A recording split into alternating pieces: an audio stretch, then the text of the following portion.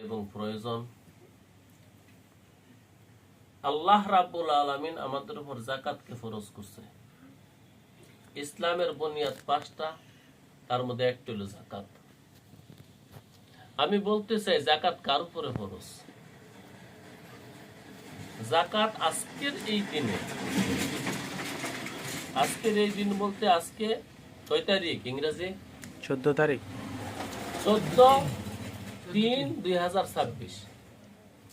আজকের এই দিনে যেই ব্যক্তির কাছে নগদ 2 লক্ষ টাকা আছে, ওই ব্যক্তির উপর যাকাত ফরজ। আজকের এই 14 তারিখ, 14/3/2026, আজকে যার কাছে 2 লক্ষ টাকা নগদ আছে তার যাকাত দিতে হবে। অথবা আজকের এই দিনে যার কাছে 2 লক্ষ টাকার ব্যবসার মাল আছে, যে আমি মালটা কিনছি বেচার জন্য, এটার কই ব্যবসার মাল, বা প্রোডাকশন করছি বেচার জন্য, এটাও ব্যবসার মাল।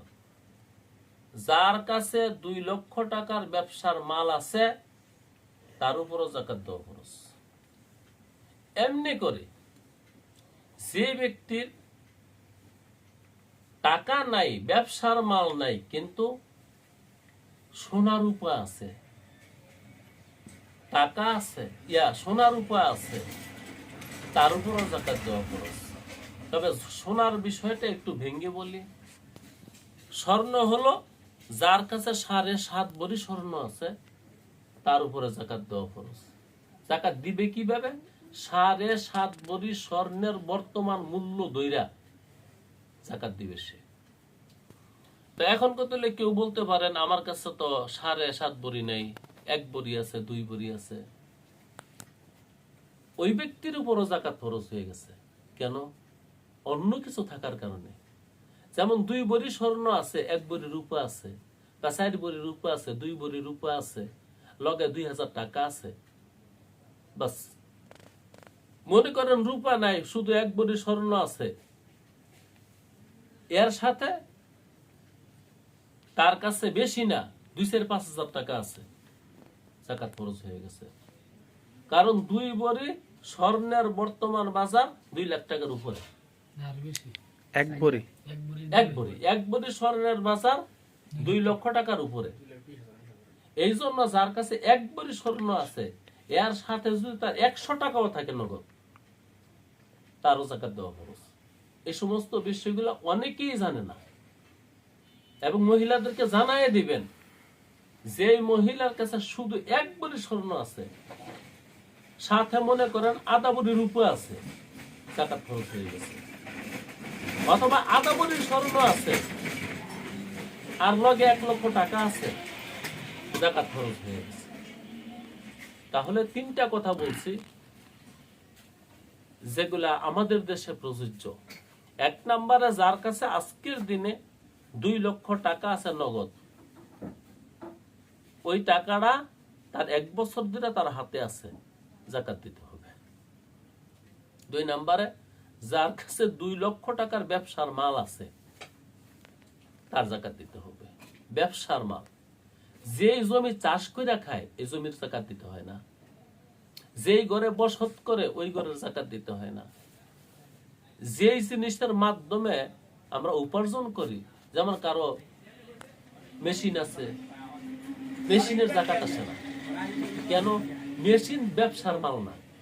হ্যাঁ, মেশিনের মাধ্যমে আমি কামাই করি, প্রোডাকশন করি মাল। যেই মাল প্রোডাকশন করি ওইটার যাকাত দিতে হয়, কিন্তু মেশিনের যাকাত দিতে হয় না, সেডের যাকাত দিতে হয় না, স্থাবর সম্পদের যাকাত আসে না, যেটা সে কাজে লাগায়, চাষাবাদ করে। হ্যাঁ, যেই জায়গা ব্যবসার জন্য কিনছে, যেমন আমাদের দেশে অনেক জমি ব্যবসায়ী আছে, ওরা জমি কিনে বেচে, লাভ পাইলে বিক্রি করে দেয়।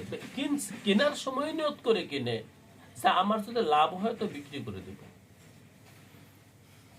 আমাদের দেশে জমি ব্যবসায়ী আছে না, এদের কাজই হলো জমি কিনে আর বেচে।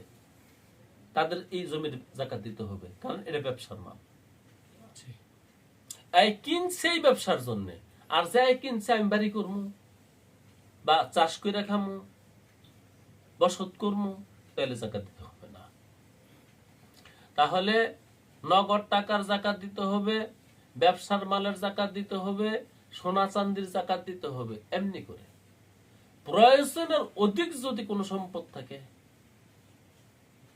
সম্পদ বলছি সম্পত্তি না, যেমন মনে করেন কারো ঘরে অনেকগুলো পাতিল আছে, এই পাতিলগুলো তার প্রয়োজন না, এমনি সে কিনে রাখছে, ওই পাতিলগুলো বিক্রি করলে 2 লক্ষ টাকা বিক্রি করা যাবে, এই পাতিলের জাকাত দিতে হবে।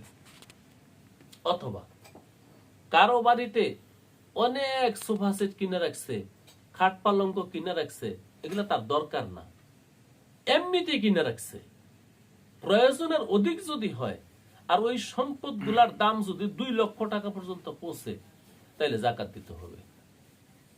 তো ছোট্ট করে কয়েকটা কথা বললাম। আমরা অনেকে জাকাত দিতে ইচ্ছুক, কিন্তু মাসালা না জানার কারণে জাকাত দেওয়া হচ্ছে না।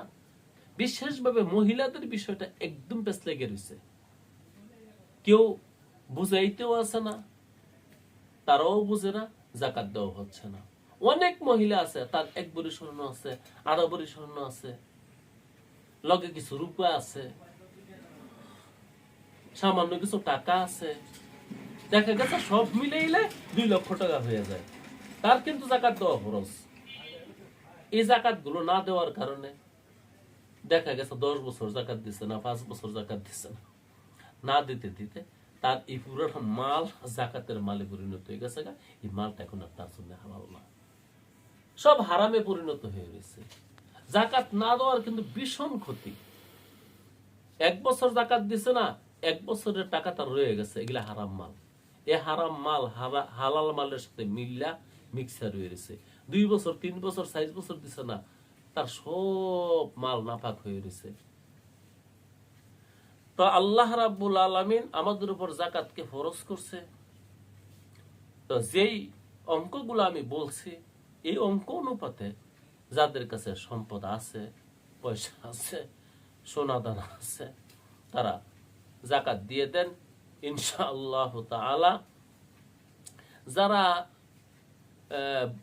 জাকাত দিবেন, আমরা জাকাত দিব এটাই সত্য, যারা বুঝেন না, কারণ জাকাতের মাসলা তো অনেক, আমি কথা বলছি অল্প সময়, যারা বুঝেন না আমার কাছে জিজ্ঞাসা করবেন ইনশাআল্লাহ তাআলা।